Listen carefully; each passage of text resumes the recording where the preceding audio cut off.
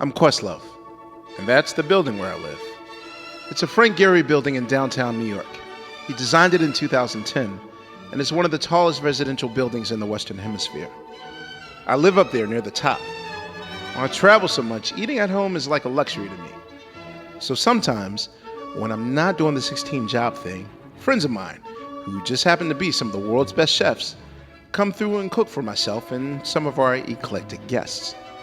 It's like a highbrow potluck, where these illustrious culinary types dish on their dishes, their careers, their philosophies, and other tasty treats. Welcome to Questlove's Food Salon.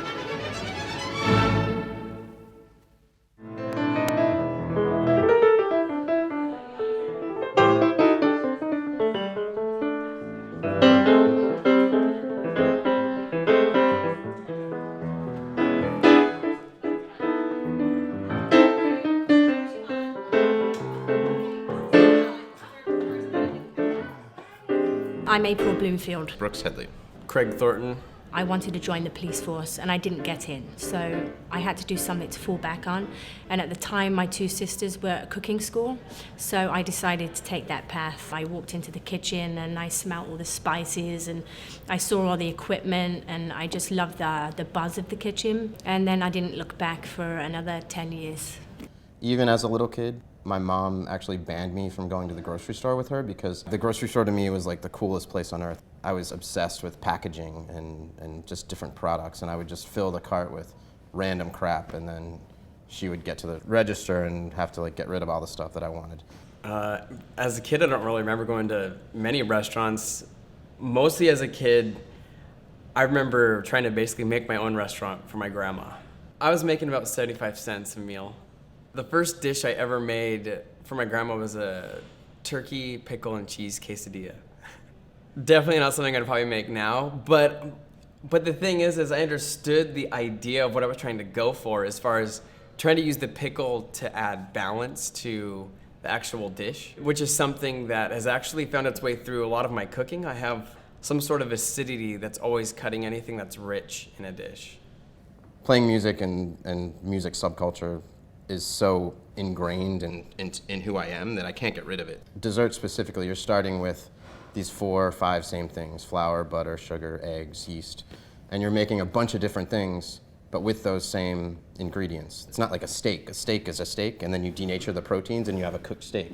But, you know, a profiterole or a genoise cake exists as these separate elements, and then the sum is greater than the parts. So maybe it's kind of like if you're like in a basement with like 4 people putting the parts of the song together, because they don't exist before that. It's guitar, bass, drums, singing.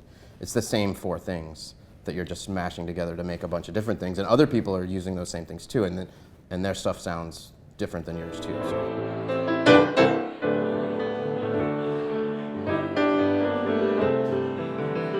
Getting this opportunity to cook at Questlove Salon, you know, it's just another chance to experiment. So what I did with this dish that we're cooking tonight, I worked closely with my chef, Christina Leckie, and we've been obsessed with peas and pigeon for a long time. And we've been wanting to put it on the menu, and we haven't quite managed it yet, but we did get to experiment. So what we made was a little smoked pigeon that's slightly pan-seared with its claw stuck into the breast, holding a sphere of pea soup with a little fresh peas around the plate and pea tendrils. We've never made a sphere before, but we've done it tonight. Hopefully it'll be a success and super delicious. I cannot wait to try this. Okay, so this is a chilled pea soup in a sphere, so just eat it in one go, don't bite it in 2, and then just a little smoked pigeon. Yeah. It's a little smoked pigeon. Yeah, a little smoked pigeon. Just something simple, you know what I mean? I love this. Awesome.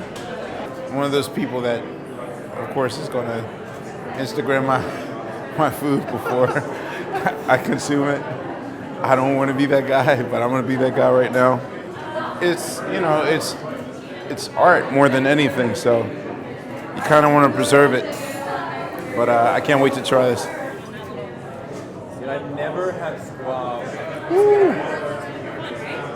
I feel like a bad New Yorker, but I love it. I love pigeon. I initially, when I found out that April was going to be here, I was totally psyched because she's like the greatest, and I absolutely love her to death, and she's got all these crazy British jokes that I don't even get, so I can't wait to hang out with her. At the Spotted Pig, she does this banoffee pie. It's like super simple, but like just violently delicious. I initially started out doing sort of a tribute to her thing, but because I'm scatterbrained, it changed into something completely different. But it does involve bananas, that's for sure. And so we're doing that, and then we're doing these little mini sort of Dixie cup creamsicle things. It's a butterscotch thing mixed with a sour apricot thing. It's something we do at the restaurant and also something we do sometimes outside. And mainly because I get to use these awesome little plastic shovels that are the kind of spoons that you get when you go to like a gelateria in Italy.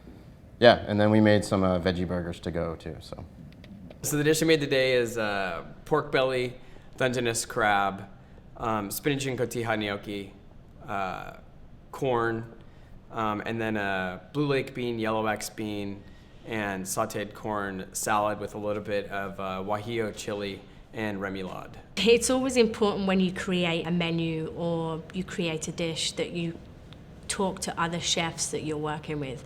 I'm quite lucky because I got the first course, so I think everybody probably followed on from me.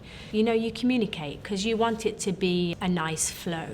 You know, you don't want to beat your palate into unconsciousness. It's weird not plating on my plates because I see things so visually all the time. My food is very temperature oriented. It's very always contrasting temperatures. There's always a cooked and a raw element on the plate pretty much. So speed is the main thing. It's always speed. Having it sit around, that drives me crazy. My creativity comes from, you know, being hungry in the morning, lying in bed with a cookbook, and just looking through random recipes and just getting excited about an ingredient that I might see, and then going to the kitchen and just kind of playing around. when you're a pastry chef, you make the last course. And a lot of times at that point, people aren't even hungry anymore. And a lot of people, especially in fancy restaurants, will tell you that they don't like dessert or they don't even want dessert. For me, the ultimate sort of pleasure that I get personally is when someone says, oh, I don't like desserts or I'm not into desserts, and then I get to serve them one of my desserts and they're like, this is amazing, I love this, and clean the plate when they, like I said, when they're not even hungry anymore. So my food definitely comes from a more internal, soulful area of my body and not so cerebral as other chefs. But that's the glory of food. You can do so much with it, whether it's your soul or your brain. I've built out this loft space in LA that I have. And there, I'm literally having conversations all night, every night. Add that up over years, and then all of a sudden you start to see what people gravitate towards. So then when I go through and I build out these spaces, I'm thinking about how can people interact with the space? What does the lighting look like? How is the sound? Through that, I'm also building the menu to match that world. What I'm really kind of focusing on right now is the experience that you're taking away and how it lives with you after, a day after, a month after, hopefully years after, you still remember that particular night of your life. in the end, cooking and working in a restaurant is all about hospitality. It's all about the guest. It's not about, oh, I'm a tortured artist and this is my art and you need to experience it. That's kind of bullshit. It's not about us, it's about them. You don't want them to look at the plate and say, wow, that's interesting, or wow, how did they do that? You want them to just devour the plate and then just sit back and just go, yes. That's what you want. So.